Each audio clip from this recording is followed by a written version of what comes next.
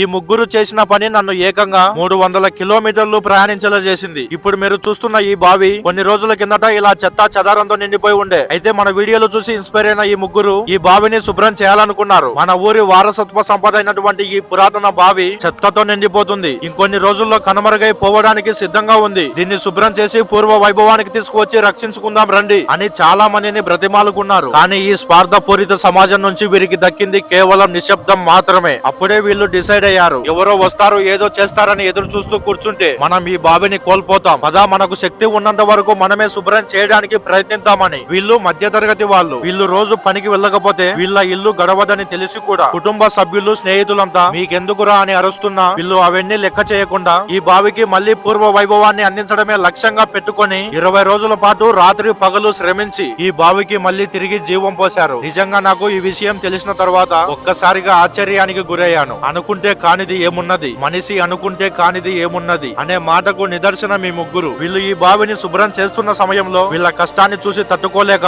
ఒక టీచర్ వాళ్ళ స్కూల్ విద్యార్థులతో కలిసి ఈ బావిని శుభ్రం చేయడానికి వచ్చారు. ఇంకా కొందరు గ్రామస్తులు కూడా వీళ్ళతో జాయిన్ అయ్యారు. నాకు చాలా మంది మెసేజ్ చేస్తూ ఉంటారు, అన్నా నేను మా ఊరిలో ఉన్న పురాతన కట్టడాన్ని కాపాడాలి అనుకుంటున్నా, కానీ నాకు ఎవ్వరు సపోర్ట్ రావడం లేదు, నేను ఒక్కడినే ఏం చేయలేకపోతున్నా అంటుంటారు. మీరు ఈ వీడియో చూసిన తర్వాత కూడా మళ్ళీ ఆ మాట అనగలరా? నేను ప్రతి వీడియోలో చెప్తూనే ఉంటా, మన సంకల్పం గొప్పదైతే సాధ్యం కానిదంటూ ఏది లేదు. ముందు నువ్వు వీళ్ళలాగా నడుం బిగించి ఒక అడుగు ముందుకు వేయి, మిగతాది ఆ భగవంతుడే చూసుకుంటాడు. ఆలస్యం చెయ్యొద్దు సోదరా. మన పురాతన ఆలయాలపై దాడులు జరుగుతున్నాయి, శిథిలావస్థకు చేరుకుంటున్నాయి. వీటి విలువ తెలియని కొంతమంది మూర్ఖులు వీటిని చెత్త వేసే చెత్త బుట్టలాగా ఉపయోగించుకుంటున్నారు. భారతదేశ వ్యాప్తంగా ఎన్నో పురాతన కట్టడాలు మన సహాయం కోసం ఎదురు చూస్తున్నాయి. అలాగే ఇంకొక ముఖ్యమైన విషయం, ఈ బావిలో మళ్ళీ చెత్త వేయకుండా గాలికి చెత్త రానివ్వకుండా చేయడానికి వీళ్ళు ఈ బావి చుట్టూ ఫెన్సింగ్ వేపిద్దాం అనుకుంటున్నారు. దాతల సహాయం కోసం ఎదురు చూస్తున్నారు. మనందరం అనుకుంటే ఇది సాధ్యం అవుతుంది. దయచేసి ఎవరైనా అమౌంట్ సహాయం చేయాలనుకుంటే ఈ నెంబర్ కి కాల్ చేయండి. ఇంకా చివరిగా వీళ్ళు ఈ బావిని మొత్తం శుభ్రం చేసిన తర్వాత